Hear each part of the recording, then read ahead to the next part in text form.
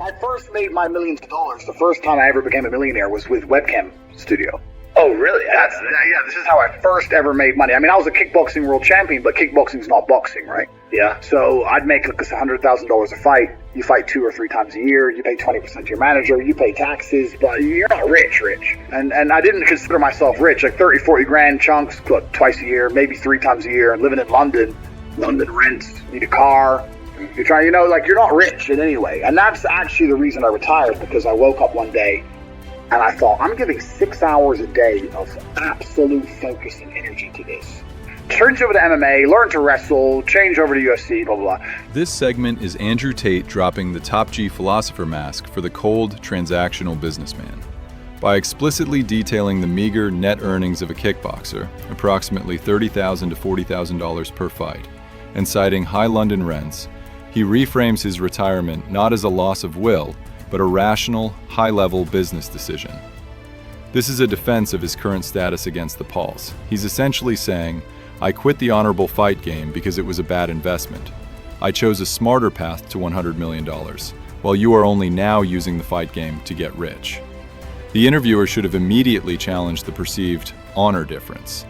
So you retired from an honorable sport to pursue a less honorable but more profitable business? Forcing Andrew to defend his choice from a moral standpoint, not just a financial one. But this is also like 7, 8 years ago, where even the UFC didn't pay the money it pays now. But the UFC still doesn't pay that much money from what I understand. No, if you're like top 5 or champion, yeah. But most of the dudes you're going to see there in the prelims, they're getting 10 grand a fight, 9 grand a fight. It's nothing, right? So it'd be like starting my career all over again. And at the age of 28, I thought, I don't have the gumption to start again. I've been through hell for this. I've broken my hand 8 times. My ribs have been broken. I don't want to do this all over again. So Andrew uses the UFC's notoriously low pay structure to justify the influencer boxing model implicitly.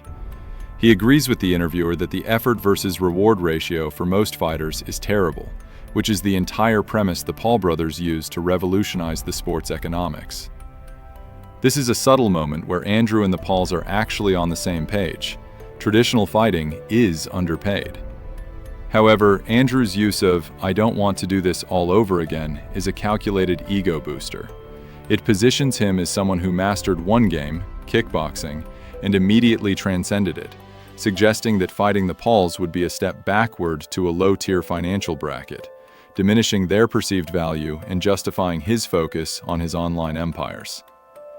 The most damning response to Andrew here would be to say, you criticize the Paul brothers for making money from fights, yet you criticize fighting for not making enough money. You just follow the cash. So what do you do when you realize that, hey, maybe I don't want to keep fighting? I decide to get rich. What does that mean to you? When you're sitting there, you're getting $30,000, $40,000 kind of net on a per fight basis. Is rich to you like, hey, I want a couple $100,000, $1 million, $20 million, $1 billion? I want 30 or 40,000 every month. Pompliano pushes for a specific definition of rich, forcing Tate to quantify his goal. Tate's answer is very precise: $30,000 to $40,000 per month. This specificity, regardless of the amount, shows a clear, measurable objective, which is a key trait of an effective goal setter. 30 or 40,000 every month, so about $500,000 a year, give or take. Okay. If I had that much money, I could do whatever I wanted. Okay. That's what I decided. So what's step 1 that you do? So step 1 is, maybe that's how we ended up here together, my friends. The amount of $30,000 to $40,000 per month, or approximately $500,000 per year, is presented as the threshold for complete freedom. I could do whatever I wanted. He explicitly labels setting this goal as Step 1, which underscores the importance of a defined target in his wealth-building philosophy. Step 1 is, I decided to be very logical about it, chess player, right? So it's like, I want money. What is money? How do banks work? How does credit work? What's fractional reserve banking? He contrasts the goal setting with a logical approach, seeing himself as a chess player. This suggests he views wealth accumulation as a game or a structured system that can be mastered, starting with understanding the very mechanics of money and banking. All these things we now know to be the biggest cons of the century, right? So I'm sitting there researching money for days and days and days. And then I get more mad because I'm like, whoa, money's trash and I don't have any. Now I'm really annoyed, right? This is where his logical approach seems to be quickly hijacked by an emotional response. He describes being angry after researching concepts like fractional reserve banking, framing them as a con. This anger is positioned as a primary motivator, moving from logical study to an intense antagonistic drive against the current financial system. I thought like everyone else did that, everyone puts their money in the bank and the bank takes some of other people's money and lends it out. I didn't know they invented it from the sky. I still at that point thought money was linked to gold. I didn't know nothing. So I'm learning all this stuff and I'm getting really angry. I'm like, now this is really annoying me. His expressed shock regarding the nature of fiat currency and the lack of a gold standard, which ended in the US in the early 1970s, highlights a prior lack of basic financial education. His frustration over this realization, I didn't know nothing, further fuels his aggressive pursuit of wealth. So anyway, I had a piece of paper there and I'm in my research phase and I start writing down some dude on YouTube. I don't know who he was, some dork. He was a pro gold guy. This is before, Bitcoin was probably around then, but like early. He was a pro gold guy saying buy gold, buy gold, buy gold. This is a crucial pivot. His intense, self-directed research leads him to a specific source, a pro-gold guy on YouTube.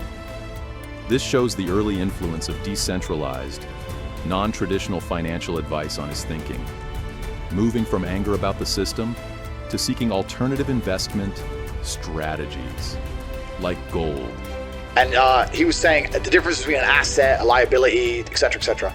So I started trying to write down what I had. I was like, I have an apartment, I have a BMW, I'm in good shape, but I already use that for fighting. The concept of asset versus liability is foundational in finance.